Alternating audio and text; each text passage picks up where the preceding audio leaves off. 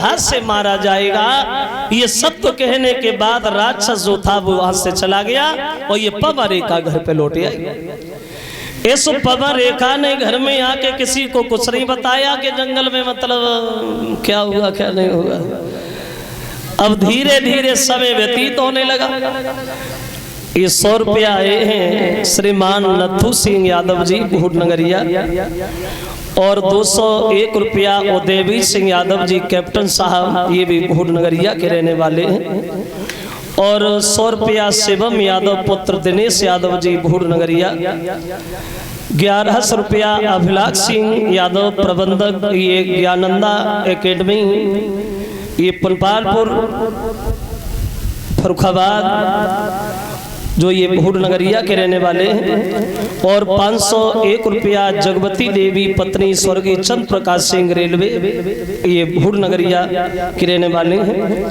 और 101 रुपया नकुल यादव सनौब छबनाथ सिंह बूढ़ नगरिया के रहने वाले। अब लौट आई घर में। धीरे धीरे जब समय व्यतीत हुआ और जब प्रसव का समय आया, बच्चा पैदा हुआ, तब असगुन बहुत हुए मथुरा में, असगुन। और एक बात ध्यान रखना, जब घर में सपूत पैदा होता है तो सगुन दिखाई देते हैं और जो कल कपूत पैदा है तो असगुन ही नजर आते हैं। जब लड़का पैदा हुआ असगुन होने लगे। आंधी तूफान बादल गरज रहा है, बिजली चमक रही है, पानी बरस रहा है। और जब लड़का पैदा हुआ पवन रेखा के वहां वो दशा बनी है।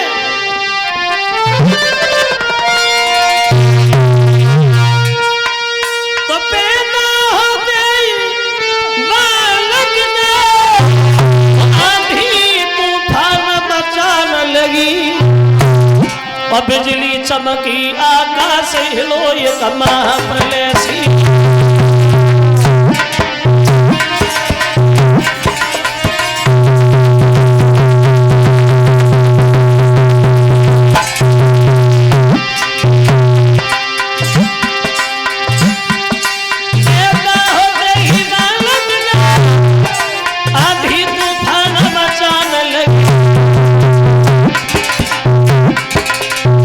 चमकी आकाश हिलो, ये महाप्रलय सी आने लगी।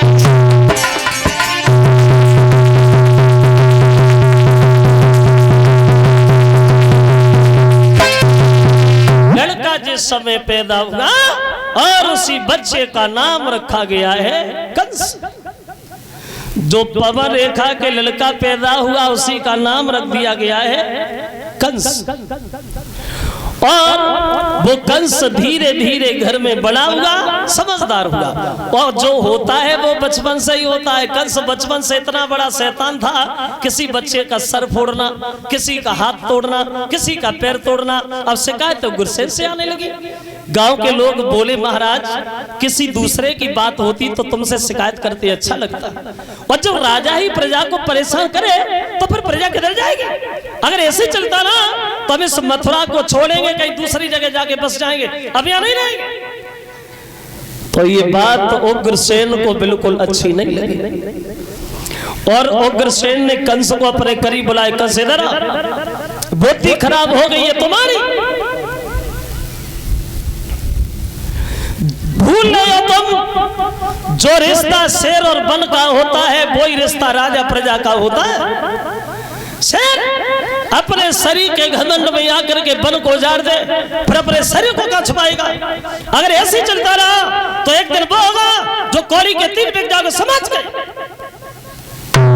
कंस बोला, हाँ, अब हम समझ गए। क्या समझ गए तुम? अरे चिल्ला काय को रहे हो पिताजी, अब हम समझ गए। क्या समझ गए हो तुम? बोले धीरे धीरे बोलो, बुढ़ापा है, सांस रुक जाएगी।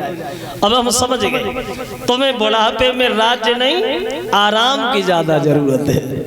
सच बताना भैया, तुम तो जानते हो कि हमारे पिताजी के ऊपर बुढ़ापा है और बुढ़ापे में आदमी की बुद्धि अक्सर खराब हो जाती है। एक बात बता, अगर हम तुम्हारे राजा बने तो कैसा रहेगा? कोई नहीं बोला। और क्यों नहीं रहे? अगर हम तुम्हारे राजा बन जाए तो कैसा रहेगा? कोई उत्तर नहीं आया। कंस के जो पीछे घूमने वाले थे वो ही खड़े हो गए, बोले महाराज अगर आप राजा बन जा फिर क्या है, फिर तो बात ही बनी धरी है। कंस भागा, बूढ़े से पिता के सर से मुकुट उतारा, अपने सर पे रख लिया, उग्रसेन का हथकड़ी बेड़ियां लगाई, मथुरा की जेल में डाल दिया। तुम आराम करो, तुम्हें आराम की जरूरत है, राज्य अब हम करेंगे। कहो कैसी रही। बैठ गया गद्दी पे कंस और सबको संबोधित करने लगा। हमारे दरबार में बैठे हुए सभी भाइयों, आज तक तो हम तुम्हारे राजकुमार थे, लेकिन आज के बाद राजा होने के साथ साथ तुम्हारे भगवान है भगवान। लेकिन एक बात जरूर ध्यान रखना, जो हमारे पिताजी के शासन में आप करते रहे वो हमारे शासन में हरगिज नहीं होगा। पागल थे हमारे पिताजी, उनसे बड़े पागल थे तुम। जो वो कहते रहे तुम करते रहे, कोई यकीन नहीं करेगा, कोई खबर नहीं करेगा। मंदिरों को तोड़वा दिया जाए, गौशाला में आग लगवा दी जाए। अगर महात्मा तुम्हें कहीं मिलना है, पकड़ के मथुरा की जेल में डाल दो, एक एक महीना की रंगी रोटी दो, जो जिंदा बने रहे, भजन करने की ताकत किसी के अंदर नहीं रहे। कोई यज्ञ नहीं करेगा, कोई हवन नहीं करेगा। मूर्खो, पौष्टिक घी को लेके अग्नि में जला देते हो, बर्बाद कर देते हो। खुद खाओ, शरीर को मजबूत बनाओ। अगर माता पिता अगर ज्यादा बूढ़े हो जाते, व्यर्थ में ना खिलाओ, उठा के नाले फेंक आओ, वही होगा जो हम कहेंगे। हम कंस जब राजा बना तो कानून नए नए तैयार होने लगे, नई सरकार, नया राजा और नई योजनाएं शुरू कंस के शासन। देखिए क्या दशा है, तो अधिकारी बहुत जब कंस राज, तो कानून नए नए बनने लगे।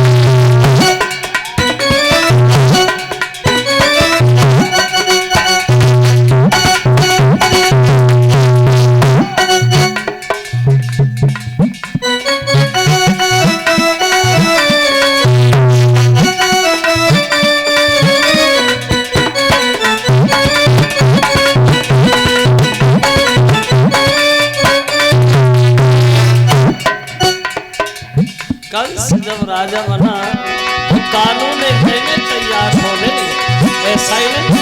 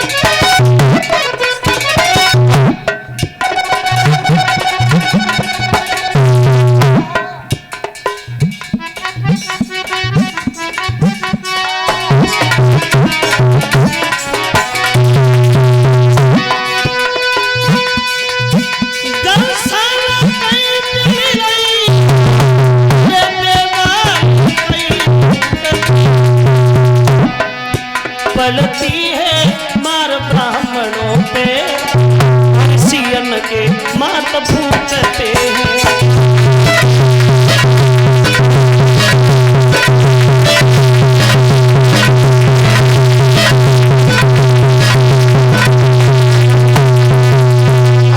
कंस जिस समय राजा बना तो कानून नए नए तैयार होने लगे। तो कंस ने दरबार में सबसे पूछा, सच बताना भैया, झूठ नहीं बोलना, तुम हमारे पिताजी के शासन में ज्यादा सुखी थे या भगवान भोजराज कंस के शासन में ज्यादा सुखी हो? बताओ। कोई नहीं बोला। बोल क्यों नहीं रहे? बोलो।